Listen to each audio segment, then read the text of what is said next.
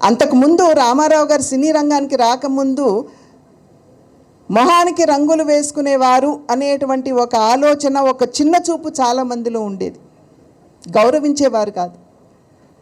కానీ ఎప్పుడైతే రామారావు గారు సినీ రంగ ప్రవేశం జరిగిందో, వారు క్రమశిక్షణతోటి, అంకిత భావంతో తను నమ్ముకున్నటువంటి రంగానికి న్యాయం చేయాలి అని చెప్పి చూశారు.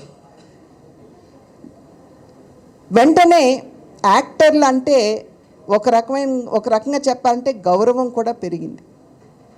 వారు ఎప్పుడు తరచూ మాతో చెప్తూ ఉండేవారు, తమ్ముడికి గుర్తు ఉండే ఉంటుంది, ప్రొడ్యూసర్ తల్లి అయితే డైరెక్టర్ తండ్రి అని చెప్పి మాకు అనేక సందర్భాల్లో చెప్పేవారు. పెట్టుబడులు ఒకరు పెడితే దాన్ని ఏ విధంగా విజయవంతంగా సఫలీకృతంగా దాన్ని వినియోగించుకోవాలో దర్శకుడు ఆలోచిస్తారని చెప్పి తండ్రి గారు చెప్పేవారు.